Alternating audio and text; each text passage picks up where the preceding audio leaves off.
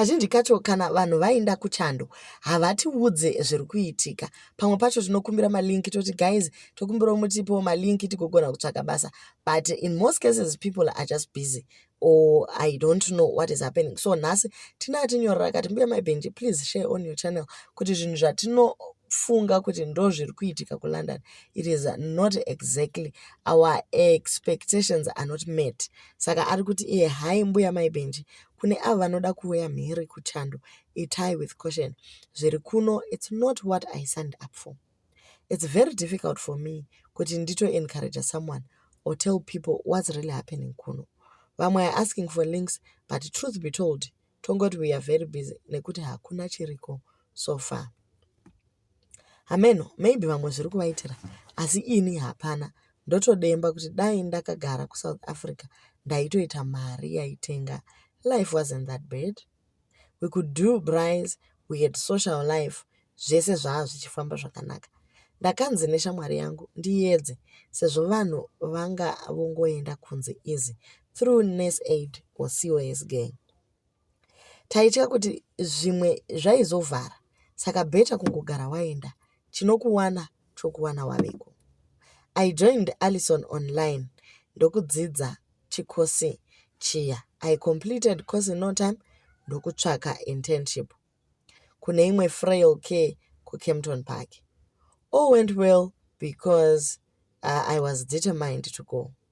Ndakambodzoserwa kumashure nekutya kupinda basa as I had taken care of someone ane stroke and disabilities during my hours course. But because South Africa yanga yonetsawo namapemiti ekuramba kugadzirwa aya, I had to force myself to go. Ndakatengesa tumwe tumudziyo ndokuwana mari yaagent uku ndichitsvaka basa online through my links aikandiwa mumagroup evanoda kuenda. I got something after a long struggle ndokubva ndagadzirisa visa rwendo ndokunaka. Ndakatengesa kamota kangu ndokuendesa vana kuna mbuya vaizonogara kumasvingo vachienda kuchikoro ndokupinda nzira. Kambani yakanga yati vanondipa accommodation ndozochinja hangu kana ndasvika. Zvakaita sokudaro ndokubva ndatenda chose. Ndakasvika kuya ndokunzi unfortunately you have to share accommodation for now blah blah blah. Apa pakanga patova nevanhu vakawanda. Nyaya yacho haichanzwisisika. Uyu aifanira kubuda what uyu achizodiniwo. Ava ndo maagent vakanga vatipa COS. Ndokubva tagara mune chimwe chikoteji chakaora-ora. The conditions were very bad, but ndakashinga ndikati maybe zvichaita nani. Ko ndaigodzokera sei kumashure, ndakanga ndasiya ndatengesa zvese. Ndakanzi imbozorora, tokupa timetable yemashifts, ndikati zvakanaka.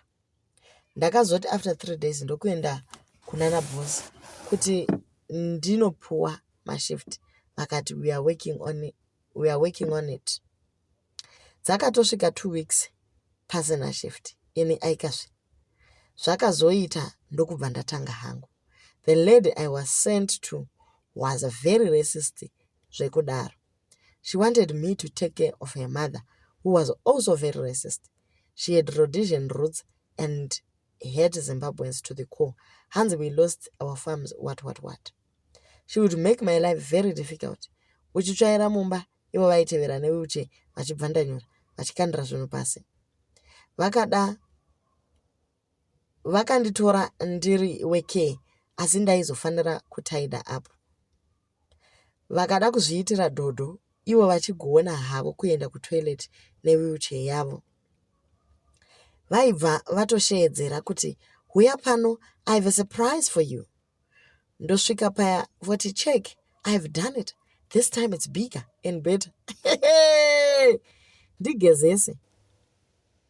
Kutoti vatengerei madhaipa, mwana wacho aibva ataura navo, oti vanogona kuenda vega kutoilet.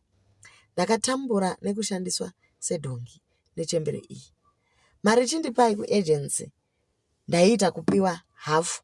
Mari yacho rega ndingoti yaisakwana nekuti vaibva vatorawo yavo. I had to move out of that crammed imba to find a better place. Kwaizoda transport, ndoti rent, food, amenities. Ndaisara ndisina chinhu. Savings hapana, kungotumira yefizi zvavharana. I can't leave the company because they sponsored me.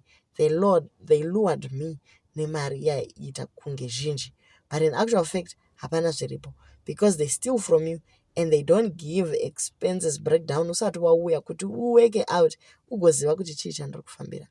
Wese isu takaendera mari zvinobva zvarema nekuti moyo murefu hatina. Vanhu vari kushanda long hours kuti zvibalance. Hapana social life. Nothing. It's work and work. Ukagara hazvibude. Africa hakudzokereki kutakasiya tapisa mushaka. Ngwarai vedu we, hakuna mafuro manyoro kuno. Kuri kurwadza. Kana muchida kuuya, tangai maita research. Mutaure nevamwe, chinonetsa ndechekuti vari kuno vacho havakudzii chokwadi. Asi ndo nyaya yangu. Udzai vamwe kuti kumunga hakunepwa. So ndo nyaya yedu yanhasi iyi. Ndangofunga kuti rega ndiise ipo pano kuti vanhu kana vachinge vafunga kuenda kuLondon vabve vangoita maresearch avo vazive chavari kuendera nekuti kuri kunzi kwakaoma zvikuru. Ameno guys, kusiri kutsva ndekupi dumbu nomusana nekuti kuZimbabwe kwacho hatina kana chikafu, hatina kana sadza, medication dzevana nezvese hakuna. Saka beta tingonotsva heduzve kotoita zvipi.